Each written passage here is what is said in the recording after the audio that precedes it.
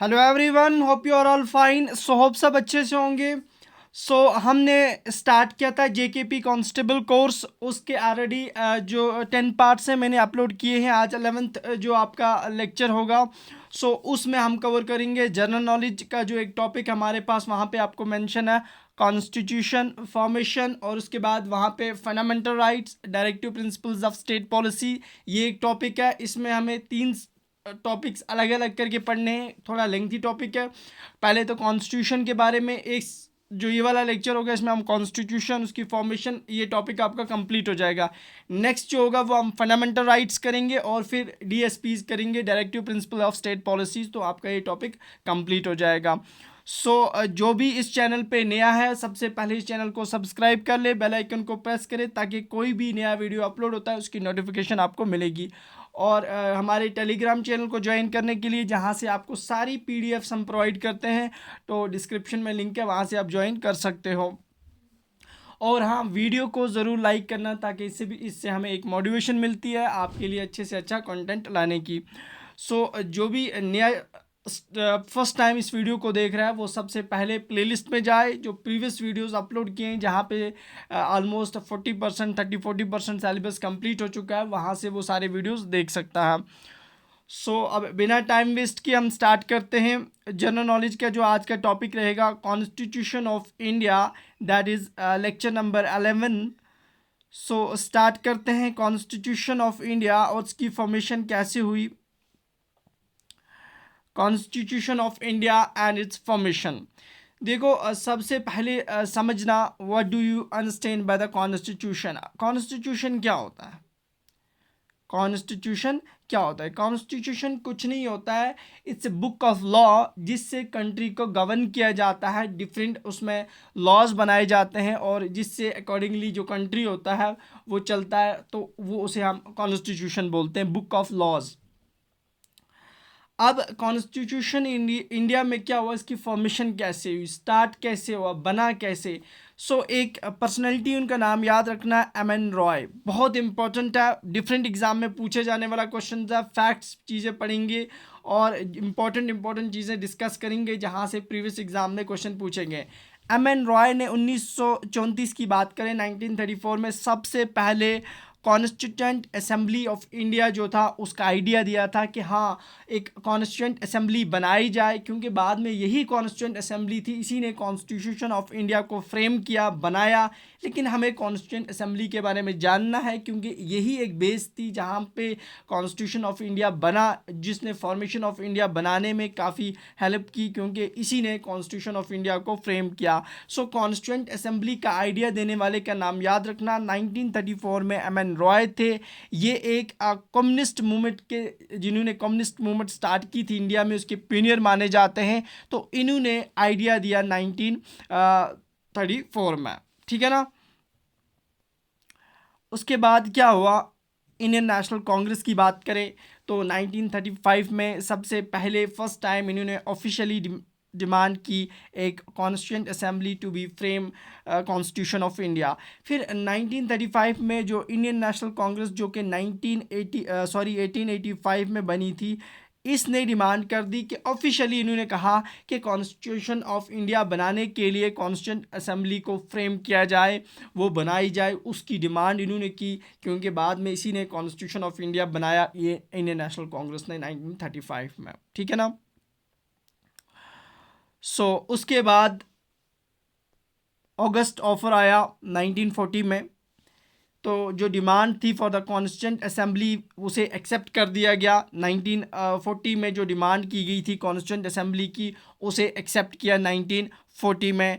और उसके बाद फिर कैबिनेट मिशन प्लान आया 1946 में, जहाँ पे कॉन्स्टिट्यूएंट असेंबली जो थी उसे कॉन्स्टिट्यूट किया गया नवंबर 1946 में। बहुत इंपॉर्टेंट है, याद रखना कि कॉन्स्टिट्यूएंट असेंबली जब कॉन्स्टिट्यूट की गई 1946 में अंडर कैबिनेट मिशन प्लान, ये बहुत इंपॉर्टेंट है। डायरेक्ट क्वेश्चन पूछता है कि कॉन्स्टिट्यूएंट असेंबली को कॉन्स्टिट्यूट किया गया था under which of the following plan, नीचे आपको ऑप्शंस होंगे।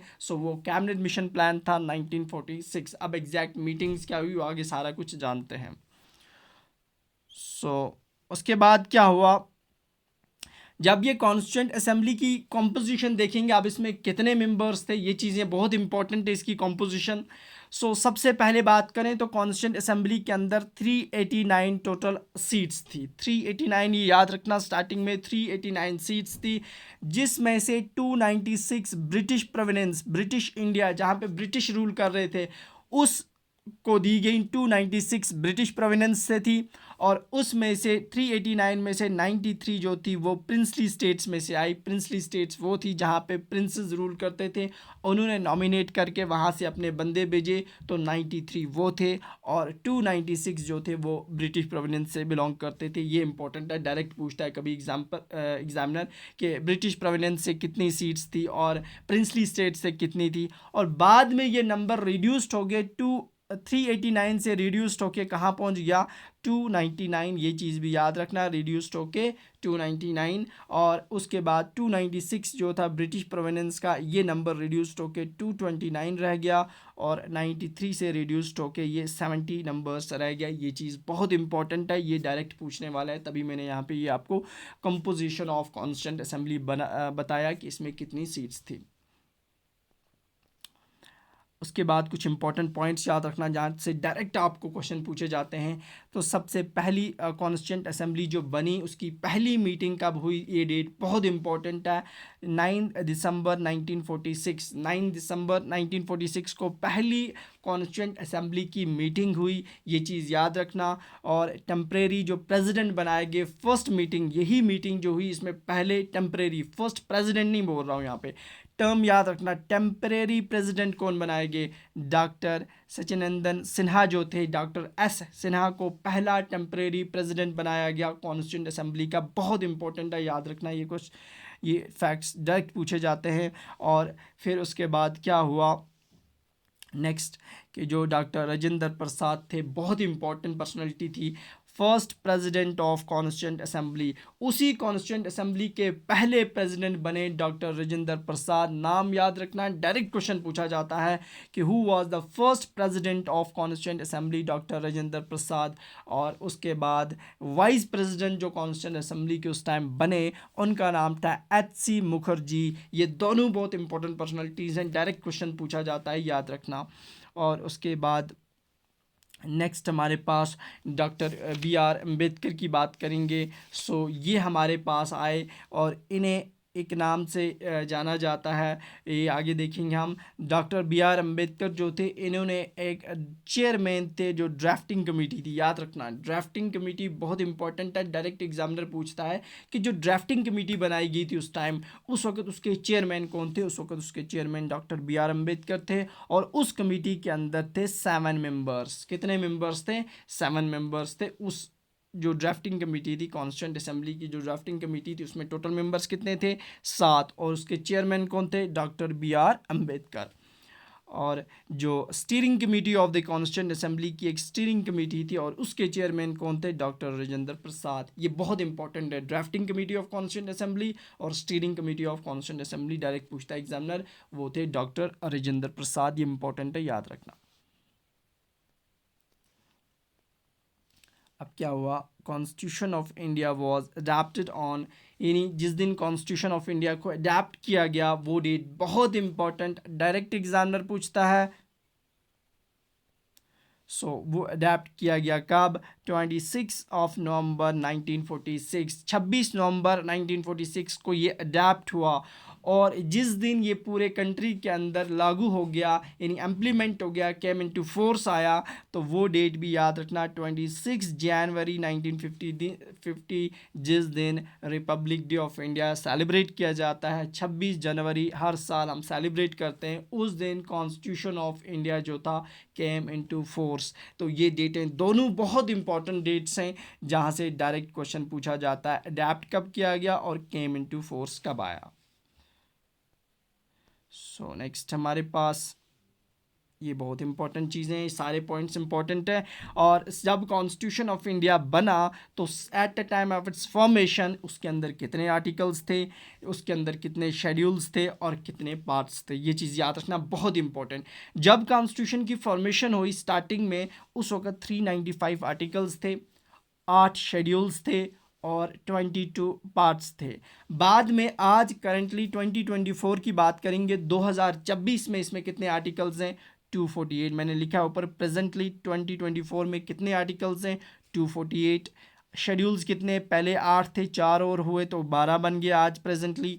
पहले कितने पार्ट्स थे जब बना था? तो 22 पार्ट्स थे। और आज प्रेजेंटली कितने पार्ट्स हैं? 25। ये दोनों डेटाज याद रखना, कभी पूछता है at the time of formation कितने थे और प्रेजेंटली कितने हैं।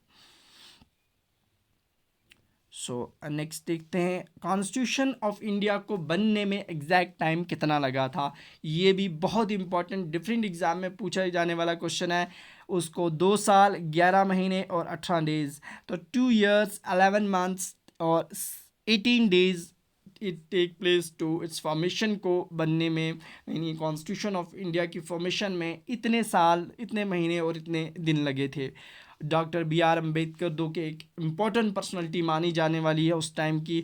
उन्हें फादर ऑफ इंडियन कॉन्स्टिट्यूशन भी कहा जाता है। बहुत इंपॉर्टेंट है, डायरेक्ट पूछता है examiner, who is known as the father of the Indian constitution.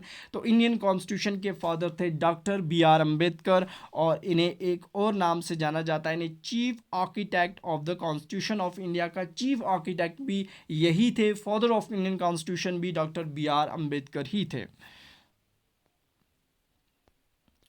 So next important, वो जो कॉन्स्टिट्यूंट असेंबली बनी जिसने कॉन्स्टिट्यूशन ऑफ इंडिया को बनाया, उसी ने नेशनल फ्लैग ऑफ इंडिया को, जो हमारे पास आज फ्लैग है, इसे अडेप्ट कब किया?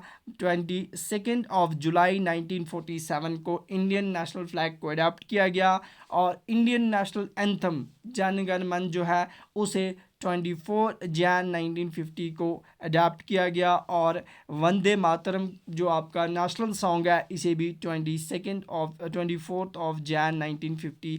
ये चीज़ बहुत इंपॉर्टेंट है। देखो ये कैसे याद रह जाए आपको, नेशनल एंथम और नेशनल सॉन्ग्स। 26 जनवरी को हर साल रिपब्लिक डे होता है, उससे 2 दिन पहले नेशनल एंथम को अडेप्ट किया गया, उससे 2 दिन पहले नेशनल सॉन्ग को अडेप्ट किया गया, और उस 1947 22 जुलाई को अडॉप्ट किया गया फ्लैग इसी कॉन्स्टिट्यूंट असेंबली ने। बहुत इंपॉर्टेंट है, जिसने कॉन्स्टिट्यूशन ऑफ इंडिया को फ्रेम किया।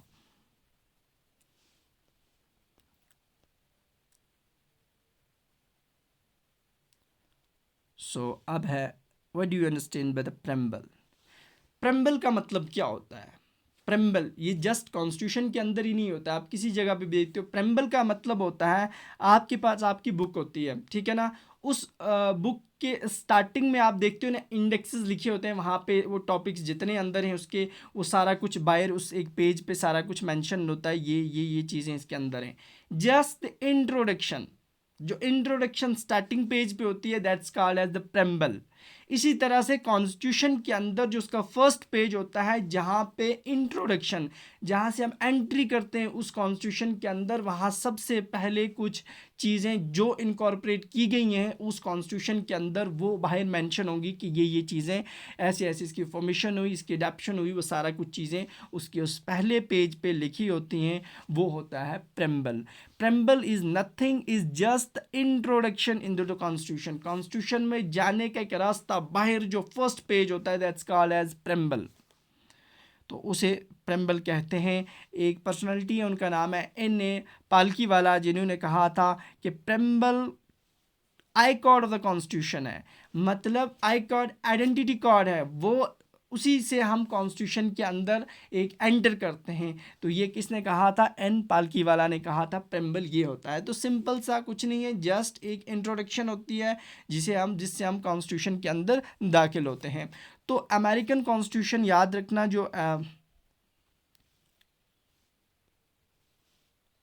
जो अमेरिकन कॉन्स्टिट्यूशन था वो पहला कॉन्स्टिट्यूशन था जिसके अंदर प्रेम्बल था,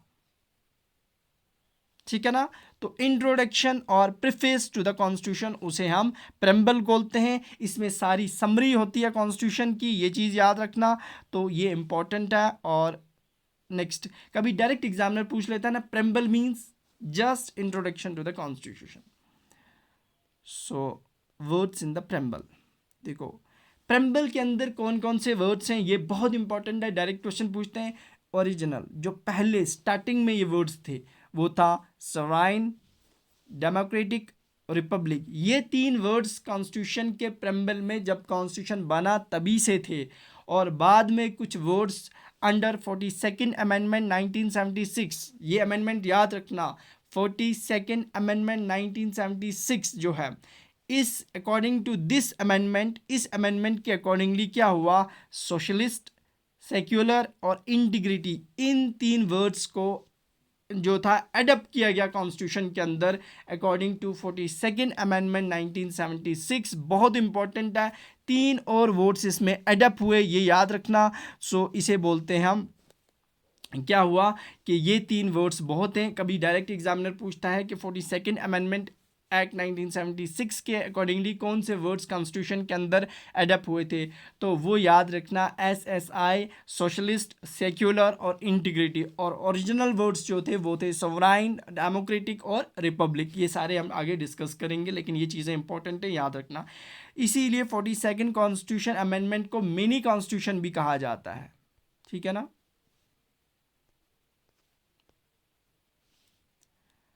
अंडर आर्टिकल 368, ए कॉन्स्टिट्यूशन का एक आर्टिकल है 368, याद रखना, बहुत इंपॉर्टेंट। मैं amendments can be made in the constitution but not original structure. Constitution के अंदर आप अमेंडमेंट्स कर सकते हो, लेकिन किस आर्टिकल के अकॉर्डिंगली, आर्टिकल 368 आपको इस चीज़ की गारंटी देता है कि हाँ आप लोग कर सकते हो, कॉन्स्टिट्यूशन में अमेंडमेंट चेंज कर सकते हो। हम एक चीज़ याद रखनी है, उसके बेसिक स्ट्रक्चर में आप चेंज नहीं कर सकते। जो बेसिक स्ट्रक्चर है, ओरिजिनल स्ट्रक्चर है, उसमें चेंज नहीं कर सकते। जैसे कोई चीज़ एडप्ट करनी है कर सकते हो, लेकिन बेसिक स्ट्रक्चर के साथ कोई छेड़छाड़ नहीं कर सकते।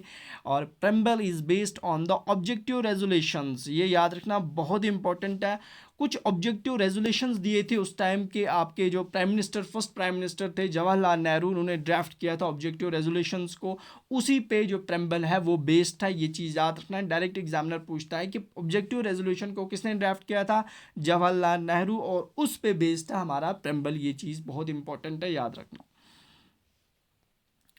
सो नेक्स्ट, आपके कॉन्स्टिट्यूशन में ये चीज़ मेंशन है, ये लाइन आप याद रखना। We the people of India have solemnly resolved to constitute India into a sovereign, socialist, secular, democratic republic to secure all its citizens। ये वहाँ पे लिखा होता है फर्स्ट पेज पे। कभी बहुत बार एग्ज़ाम में ये लाइन बोली भी गई है, वहाँ पे पूछी भी गई है कि कौन सा वर्ड ये लिखा जाता है कॉन्स्टिट्यूशन के प्रेम्बल में स्टार्टिंग में। तो we the people of India have solemnly resolved to constitute India into sovereign, socialist, secular, democratic republic to secure all its citizens। ये चीज़ याद रखना। अब ये वर्ड्स हम देख लेते हैं, इनके मीनिंग्स क्या हैं। सो सवराइन की बात करेंगे। वर्ड सवराइन का मतलब होता है कि India is neither a dependency nor dominant of any other nation. Sovereign का मतलब है कोई भी दूसरा कंट्री इंडिया के इंटरनल एक्सटर्नल अफेयर्स में इंटरफेयर नहीं कर सकता। इंडिया एक खुद डोमिनेंट स्टेट है जिस पे किसी और कंट्री का कंट्रोल नहीं है, दैट इज़ सवराइन। उसके बाद नेक्स्ट टर्म आती है सोशलिस्ट। सोशलिस्ट का मतलब ये होता है, term means the socialist, the term means the achievement of social. याद रखना, सोशलिस्ट का मतलब क्या होता है,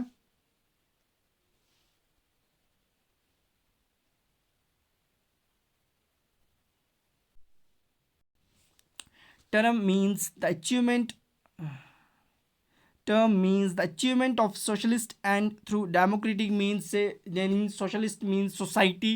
सो आप देखते हो कि यहाँ पे जो इंडिया में एक मिक्स्ड इकोनॉमी को फॉलो किया जाता है, मतलब यहाँ पे प्राइवेटाइजेशन और गवर्नमेंट दोनों मिलके काम करते हैं। जस्ट एक प्राइवेटाइजेशन का कंट्रोल नहीं होता है या गवर्नमेंट का ही फुल कंट्रोल नहीं होता। सो यहाँ पे मिक्सड इकोनॉमी है, तो ये चीज़ याद रखना। नेक्स्ट टर्म हमारे पास आती है यहाँ पे सेक्युलर। देखो, सेक्युलर का मतलब होता है कंट्री के अंदर जितने भी रिलीजियस हैं, चाहे मुस्लिम कम्युनिटी से कोई लोग बिलोंग करते हैं, सिख से, हिंदुज़म से, क्रिश्चियनिटी से, सो सारे रिलीजन्स जितने भी रिलीजन्स हैं वो सारे इक्वली ट्रीट किए जाएंगे। हर एक को अपनी मतलब रिलीजन को फॉलो करने का हक है। इसमें किसी चीज़ पे कोई किसी को रोक टाक नहीं है कि ये करो वो करो। तो सारे जितने भी मज़हब हैं इस कंट्री के अंदर वो सारे इक्वल हैं और उन्हें equal respect, protection, support from the state provide की जाएगी। ये मतलब होता है सेक्युलर। तो India is A secular state. Next is democratic. Democratic का मतलब है जो कॉन्स्टिट्यूशन है उसने establish Constitution of India has established from the Constitution which gets authority from the will of the people। हमारा कॉन्स्टिट्यूशन किसने बनाया? कॉन्स्टिट्यूंट असेंबली ने। उसे किसने बनाया था? लोगों ने बनाया था। So will of the people से ही सारा कुछ चलता है। विल ऑफ द पीपल एक सुप्रीम अथॉरिटी होती है। So we can say that India is a democratic country. It's a democratic country. मतलब यहाँ पे लोग अपनी जो रिप्रेजेंटेटिव्स हैं वो खुद चुनते हैं, वही इलेक्ट होके वहाँ जाते हैं। तो मेन पावर जो होते हैं वो लोग होते हैं यहाँ पे। सो ये चीज़ याद रखना। And next is Republic. Term Republic भी कॉन्स्टिट्यूशन में प्रेम्बल में मेंशन्ड है। टर्म का मतलब है जो हेड ऑफ द स्टेट होता है उसे इलेक्ट करते हैं लोग। हेड ऑफ द स्टेट को कौन चुनता है? लोग। मतलब यहाँ पे हेड ऑफ द स्टेट कौन है इंडिया में? इंडिया में head of the state president है और प्रेसिडेंट को फर्स्ट सिटीजन ऑफ कंट्री कहा जाता है। बहुत इंपॉर्टेंट है, याद रखना। फर्स्ट सिटीजन ऑफ कंट्री कौन है? प्रेसिडेंट। उन्हें हेड ऑफ द स्टेट भी बोलते हैं। और रिसेंटली जो आपके करंटली प्रेसिडेंट ऑफ इंडिया हैं वो आप नीचे कमेंट बॉक्स में लिखोगे who is the current president of India. Who was the first president of India? वो थे डॉक्टर राजेंद्र प्रसाद। और इस वक्त करंटली आपके फर्स्ट जो प्रेसिडेंट ऑफ इंडिया कौन है वो आप मुझे बोलना कमेंट बॉक्स में। सो उसको भी लोग चुनते हैं। कैसे? अब लोगों ने जो लोकसभा, राज्यसभा, जो upper house, lower house of the parliament बनते हैं, वहाँ से जो वो मेंबर्स होते हैं लेजिस्लेटिव असेंबलीज़ के, तो वो सारे जो होते हैं वही फिर नॉमिनेट करते हैं किसको? प्रेसिडेंट ऑफ इंडिया को। सो नेक्स्ट ये पॉइंट याद रखना है। Indian constitution lengthiest constitution of the world माना जाता है और डिफरेंट सोर्सेज से ये कॉन्स्टिट्यूशन बनाया गया है। हम आगे देखेंगे फंडामेंटल राइट्स हैं ये किस कॉन्स्टिट्यूशन से लिए गए हैं। जैसे हम फंडामेंटल राइट्स की बात करेंगे तो ये यूएसए कॉन्स्टिट्यूशन से लिए गए हैं। इसी तरह से directive principles of state policy जो आपके टॉपिक है ये कहाँ से लिया गया है तो इसकी बात करेंगे। ये इसी तरह से आयरलैंड कॉन्स्टिट्यूशन से लिया गया। तो डिफरेंट बात करेंगे। हमारा कॉन्स्टिट्यूशन जो होता है ये डिफरेंट कंट्रीज़ के कॉन्स्टिट्यूशन को मिला के बना हुआ है, तो इसीलिए इसका सोर्स फ्रॉम डिफरेंट कॉन्स्टिट्यूशन से है। और उसके बाद नेक्स्ट जो आता है इंडियन कॉन्स्टिट्यूशन जो होता है ये रिजिड भी और फ्लेक्सिबल। रिजिड का मतलब है कुछ इसमें कहा, ये बोलते हैं कि रिजिड का मतलब है जैसे बेसिक स्ट्रक्चर में आप चेंज नहीं कर सकते हो, लेकिन फ्लेक्सिबिलिटी भी है कि हाँ आप अमेंडमेंट्स कर सकते हो इसके बेसिक स्ट्रक्चर को छोड़ के। तो दैट मीन्स हमारा कॉन्स्टिट्यूशन रिजिड भी है और फ्लेक्सिबल भी है। अब पार्लियामेंट फॉर्म ऑफ गवर्नमेंट होती है, यहाँ पे तो प्रेसिडेंशियल फॉर्म ऑफ गवर्नमेंट नहीं होती है जैसे अमेरिका में होती है। यहाँ पे आपकी पार्लियामेंट फॉर्म ऑफ गवर्नमेंट होती है। ये हमें कॉन्स्टिट्यूशन ऑफ इंडिया ने प्रोवाइड किया है। सो उसके बाद ये ट्रिक है जिससे आप शेड्यूल्स जो 12 शेड्यूल्स हैं बहुत इंपॉर्टेंट है। डायरेक्ट क्वेश्चन पूछता है ये 12 शेड्यूल्स आपको टिप ऑफ द टंग याद होने चाहिए। तो यहाँ से क्वेश्चंस पूछे जाते हैं। इसके लिए ट्रिक है टीयर्स ऑफ ओल्ड पीएम। इतनी ही लाइन याद रखनी है। टीयर्स ऑफ ओल्ड पीएम आपको 12 के 12 शेड्यूल्स जो होंगे वो याद हो जाएंगे। टी से क्या होता है? टेरिटरी और स्टेट्स। इंडिया की टेरिटरी, उनकी स्टेट्स, उनकी बाउंड्रीज कैसे चेंज अप की जाएंगी ये फर्स्ट शेड्यूल में है। दूसरा है इमोलमेंट्स, उनकी सैलरीज क्या होंगी। जैसे प्रेसिडेंट है, प्राइम मिनिस्टर है, गवर्नर्स हैं, इन सब की वो होता है इमोलमेंट्स। ए से अफर्मेशन एंड ओथ। ओथ का मतलब होता है वो शपथ लेते हैं जब कोई प्रेसिडेंट बनता है, कोई प्राइम मिनिस्टर बनता है, तो जो हल्फ उठाते हैं उस टाइम, तो वो होता है अफर्मेशन एंड ओथ्स। आर से होता है राज्यसभा में जो सीट्स कितनी हर स्टेट को प्रोवाइड की जाती हैं वो आर से। एस से आपको एसटी और शेड्यूल एरियाज़ को कैसे कंट्रोल किया जाएगा वो याद रख सकते हो। ओ से आपको बाकी जो ट्राइबल एरियाज़ होंगे जैसे त्रिपुरा के, आसाम के, मिज़ोरम, मेघालय के, तो उनके बारे में डील करती है। और एफ से फेडरल लिस्ट आती है जिसमें तीनों यूनियन, स्टेट और कॉन्करेंट लिस्ट आ जाती हैं। और उसके बाद नेक्स्ट हमारे पास आता है ऑफ ओल्ड पीएम। ओ से आता है ऑफिशियल लैंग्वेज। शेड्यूल 8 में जो आपको लैंग्वेज मैंने कवर कराई वो शेड्यूल 8 में आती हैं। एल से आपको आता है लैंड रिफॉर्म्स जितने भी हैं वो उनमें कैसे लॉज बनाए जाएंगे वो एल में आता है। इसी तरह से डी जो हमारा 10th शेड्यूल है डिफेक्शन एंटी डिफेक्शन लॉ। मतलब कोई भी मिनिस्टर या मेंबर जो होगा या एमएलए जो होगा या फिर कोई भी मेंबर ऑफ पार्लियामेंट, अगर उसके खिलाफ कोई भी क्रिमिनल एक्टिविटी या कुछ ऐसा होता है तो उसे according to anti defection law वहाँ से निकाला जा सकता है। पी हो गया पंचायत, 73 अमेंडमेंट्स में आता है, 11th शेड्यूल में, और 12 में आता है म्यूनसिपलिटीज़। तो ये 12 आप याद रख लेना, स्ट्रिक्ट से old tears of old PM. तो हमारा जो टॉपिक है यहाँ पे कंप्लीट होता है कॉन्स्टिट्यूशन।